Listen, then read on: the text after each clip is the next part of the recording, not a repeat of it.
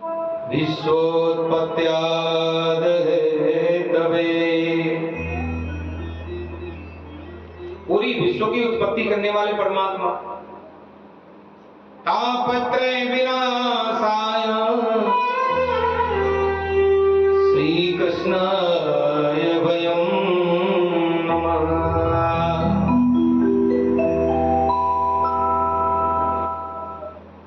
अब तीन ही प्रकार के दुख है हमारे जीवन में, चौथा दुख है ही नहीं कोई। तीन ही प्रकार के दुख हैं। दैहिक दैविक, वो समझ लिखा है ना।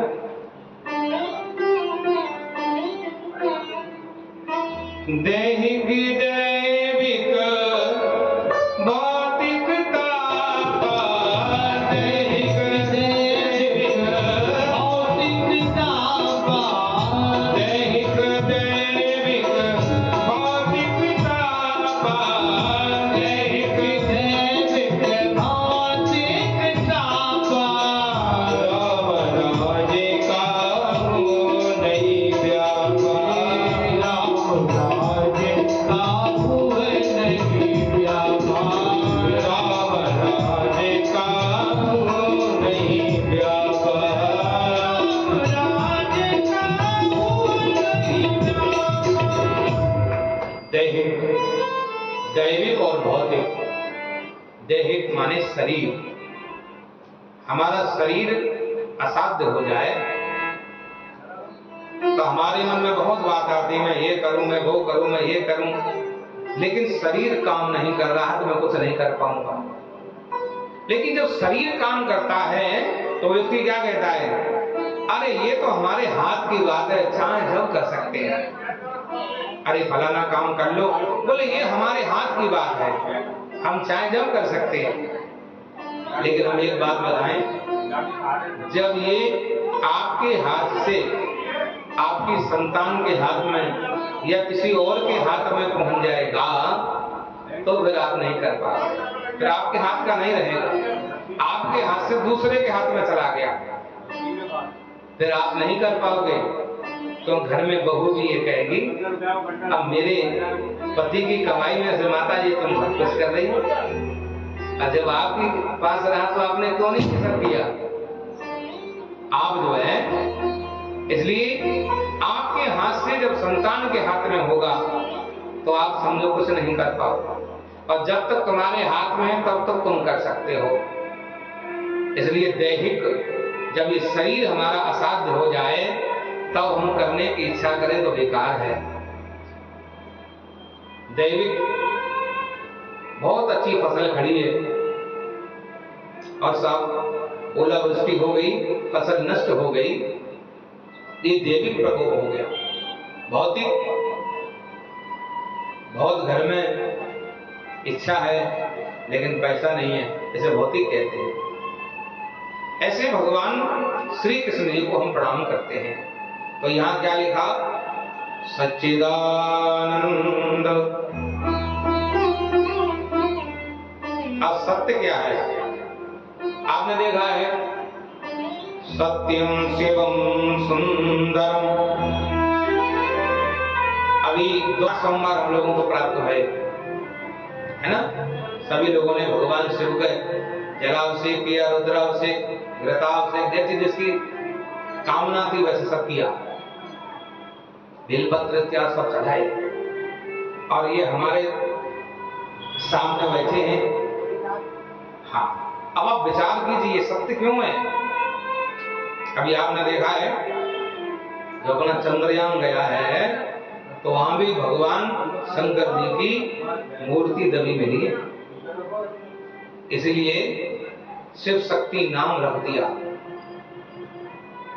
क्योंकि जो भगवान शिव हैं उनको हर मजहब के लोग पूजते हैं। मक्का में भी मुस्लिम भाई हमारे वही भगवान मक्केश्वर उनकी पूजा कर रहे हैं, और जैनियों में पार्श्वनाथ भगवान, आदिनाथ भगवान, ये वही हैं। और हमारे ये भगवान शिव है। तो ये शिव शक्ति है। शक्ति माने जिसमें लाइट आ रही है और ये लाइट इस माइक में जा रही है तो ये आवाज आप तक पहुंचा रही है, और यही लाइट पंखे में जा रही है तो हवा दे रही है, यही लाइट फ्रिज में जा रही है तो ठंडा कर रही है, और यही लाइट रूम हीटर में जा रही है तो गर्म कर रही है। लाइट वही है, अर्थात शक्ति वही है, अर्थात ये शक्ति है। तो शक्ति की आवश्यकता हर व्यक्ति को है, चाहे वो हिंदू हो या मुस्लिम हो या सिख हो या ईसाई हो। अब आपने देखा हर जगह स्थापना होती है, जैसे तो कहा कि राधा कृष्ण की स्थापना हो रही है, राधा कृष्ण की स्थापना, राम की स्थापना। लेकिन जब भगवान शंकर के परिवार की बात आएगी स्थापना की, तो इनकी शिव परिवार और बाकी के दरबार हैं, चाहे कोई दरबार हो, बालाजी दरबार हो, पवित्र सरकार हो, सब कुछ हो सकता है, लेकिन बाकी कोई परिवार नहीं हो जाता। गोगारी दरबार, तमाम दुनिया के दरबार हैं, लेकिन परिवार नहीं होगा। परिवार एक ही है। अब आप इस परिवार में देखिए, इस परिवार में देखिए, एक दूसरी की प्रजाति के हैं, एक दूसरी जाति के हैं, एक दूसरे के शत्रु हैं, लेकिन इस चार परिधि में इनके अंदर वैमनस्यता त्याग दी, वैरभाव त्याग दिया। ये क्या है? इस सब की कृपा है। अब आप देखिए माता पार्वती, जिनका वाहन है शेर, बाबा भोलेनाथ जिनका वाहन है बैल नंदी, गणेश जी जिनका वाहन है चूहा, कार्तिकेय भगवान जिनका वाहन है मोर। अब आप देखिए एक दूसरे के शत्रु उसमें बैठे हैं।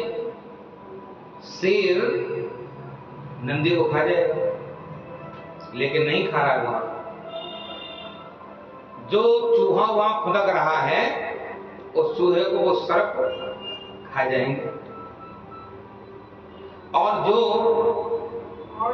सर्प भगवान शंकर के गले में फुसकार मार रहे हैं, उन सर्पों को मोर भगवान खा जाएंगे। लेकिन कोई किसी को खा रहा है? नहीं खा रहा।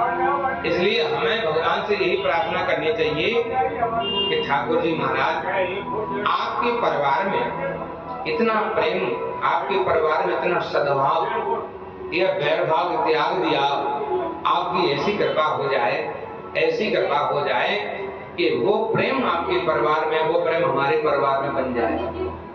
भगवान शंकर की पूजा करो, यही प्रार्थना करो, भोलेनाथ हम एक पिता की संतान, एक दादा की संतान, हम लोगों में ये वैमनस्यता क्यों है? इसलिए भगवान शिव पर सेहत लगा के पूजा करो, तो परिवार के अंदर मिठास सर्वदा बना रहे। बोली गौरी शंकर भगवान की जय। और इससे आगे प्रसंग आता है, नेम से सोतमासीनम विवाद्यम महामितम कथामृतम रसास्वाद कुशलः सौनको ब्रवीत।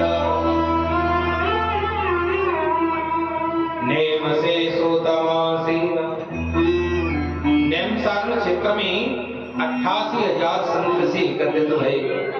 उन संतों में यही चर्चा चली महाराज, ये घोर कलियो प्रायो जीव श्रुतां गतः क्लेश क्रांतस्तसैव शोधने किं पारायणम्।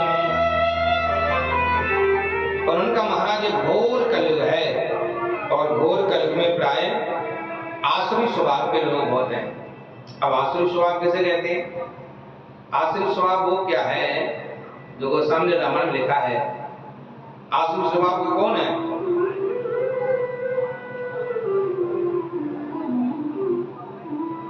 माने मात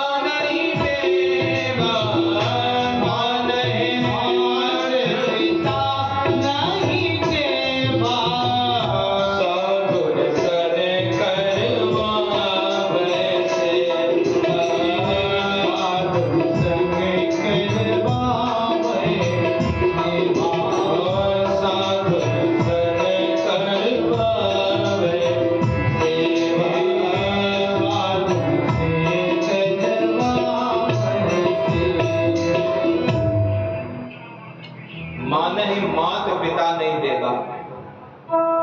जो अपने माँ की बात नहीं मानते, पिता की बात नहीं मानते, अपने घर में बड़े भाई की बात नहीं मानते, भाभी समान उस माता की बात नहीं मानते, तो वो कौन है? सब राक्षस हैं। ऐसा गोस्वामी ने लिखा है, जिनके जेया चरण भवानी,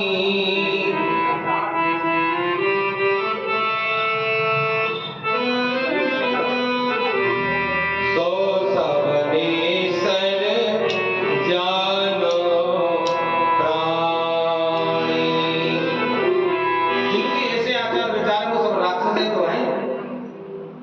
वो माता पिता और गुरु की सेवा बिनहि विचार, बिना विचारे तो माता पिता की सेवा करें, उन्हें फल मिलता है। इसलिए उन्होंने कहा, महाराज ये सब देखते देखते मैं आगे चला तो मैंने क्या देखा? काल व्याल मुख ग्रास त्रास निर्नास है तवे, श्रीमद् भागवतम शास्त्रम कलौकीरेण भासितम। सूजी ने कहा, ये कलयुग रूपी अंधकार को दूर करने के लिए श्रीमद् भागवत कथा है, जिसके श्रवण करने से सारे कलयुग के दोष दूर हो जाते हैं। और उनका, महाराज एक बात बताओ, हमें विश्वास कैसे हो कि किस किस का दुख दूर हुआ? और उन्होंने कहा, सुनो, यही कथा एक बार महाराज परीक्षित जी श्रवण कर रहे थे, और महाराज परीक्षित जी श्रवण कर रहे थे तो उन्हें श्राप लगा था कि 7वें दिन उनको जो है तक्षक डस जाएगा। तो उसी समय देवता लोग स्वर्ग का अमृत लेके पहुंचे। देवताओं ने कहा, ये अमृत आप परीक्षित जी को पिला दो। बोले, इससे क्या होगा?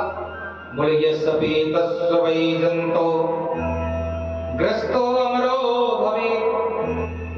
ये अमृत जो पी लेता है वो अमर हो जाता है, और आप इन्हें पिला दीजिए। और उन्होंने कहा, महाराज ये तो परीक्षित से पूछना पड़ेगा, वो अमृत पीना चाहते हैं या नहीं। अब उनसे पूछा गया, अमृत पीना चाहते हो कि कथा सुनना चाहते हो? तो परीक्षित जी ने कहा, भैया पहले मुझे ये बताओ, कथा में अमृत में फर्क क्या है? पहले फर्क तो मिले मुझे, इससे क्या फायदा होगा, इससे क्या फायदा होगा।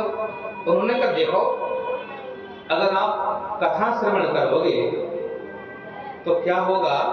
कथा श्रवण करने से तुम्हारे पापों का विनाश होगा। कथा श्रवण करने से तुम्हारे पापों का विनाश होगा, और अमृत पी जाने से आपको अहंकार होगा, और अहंकार होगा तो आप पाप ज्यादा करोगे, पुण्यों का विनाश हो जाएगा। इसलिए पुण्यों की वृद्धि तो आपकी कथा से होगी, पाप का विनाश होगा। इसलिए उन्होंने कहा, महाराज हमको कथा सुननी, अमृत नहीं पीना। अब यह अमृत के लिए मना कर दिया। तो भागवत जी में लिखा है, अभक्तान सविज्ञाय न ददौ स कथामृतम, श्रीमद् भागवती वार्ता श्रृणामप दुर्लभ। आज यहाँ देवताओं को ये कथा दुर्लभ हो गई, और देवताओं को जब ये कथा दुर्लभ हो गई तो देवता लोग जो है यहाँ से चले गए, और हमारे आपके लिए कथा सुलभ हो गई।